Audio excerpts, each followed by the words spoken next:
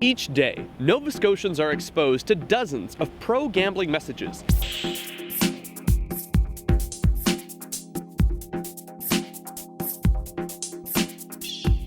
Some of these messages are obvious.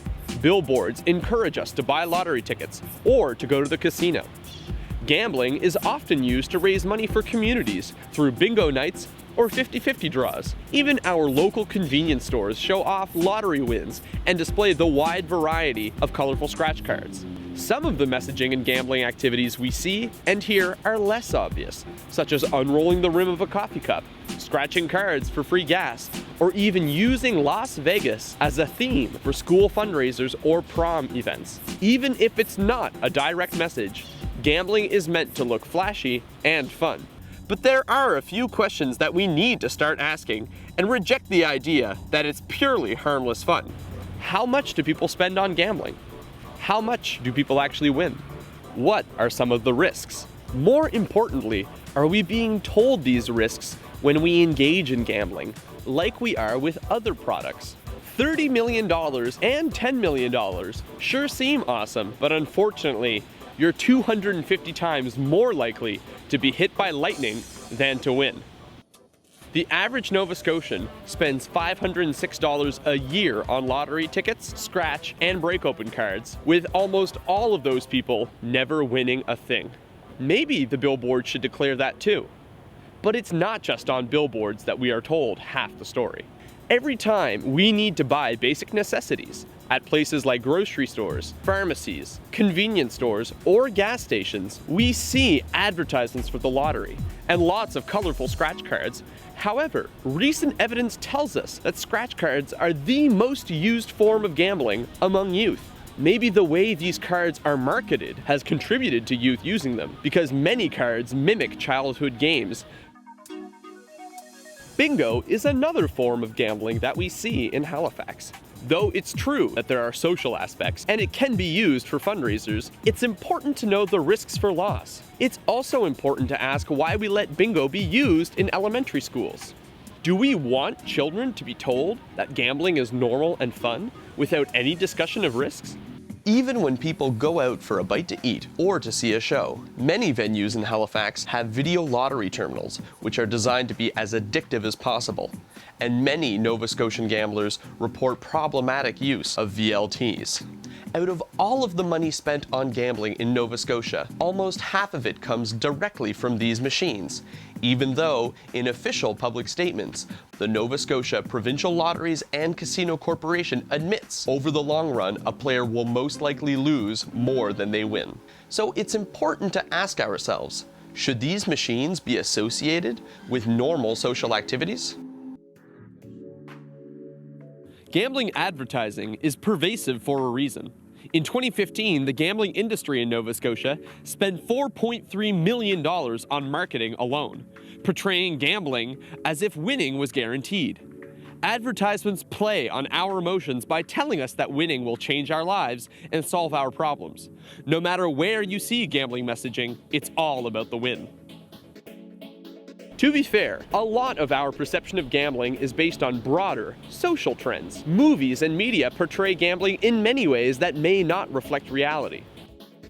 Let's see what people think. I think it's portrayed as a good time. Yeah, any movie where they're in a casino, it's pretty positive.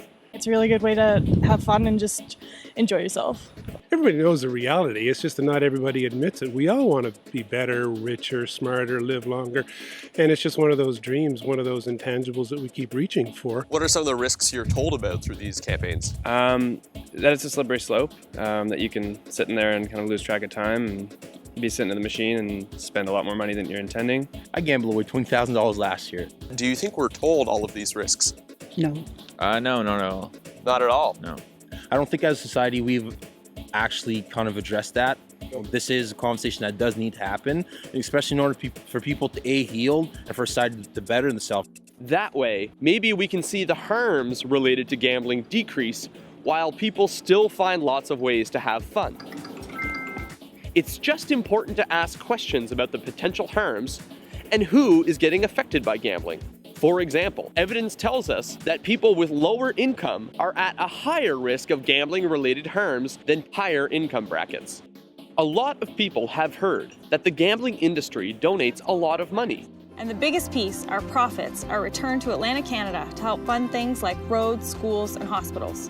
But when the money comes from potentially harming people, is it really worth it? So it's important to consider the following question. From whom is this money coming? It seems that access to gambling is much easier in areas where people are earning less money than average. Let's look at the part of the Halifax Peninsula defined by the postal code B3K, which roughly defines the north end of Halifax.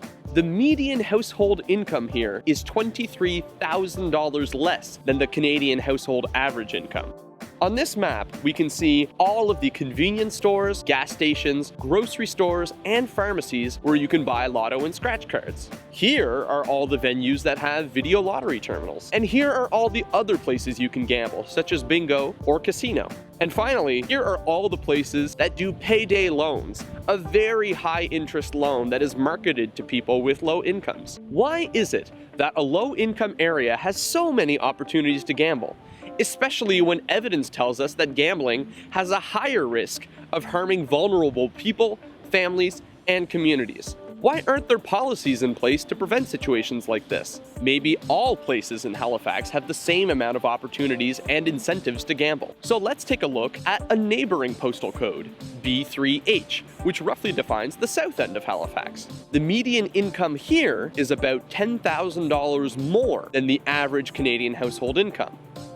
So once more, here are all the convenience stores and gas stations where you can buy lotto and scratch cards. Here are all the venues that have video lottery terminals. Here are all the other places you can gamble, such as bingo or the casino. And finally, here are all the places that do payday loans. It's pretty interesting to see that places earning less have so much more encouragement to spend their money on gambling. How did this happen? What can we do to address this? When considering the overall health of our neighborhoods, perhaps we should include gambling in our discussion. We need to be a bit more critical of how gambling is showing up in our communities. We need to have a more balanced conversation between the benefits of revenue generation from gambling and the health and social risks to our communities. Let's find a way to move forward with the best interests of our communities at heart.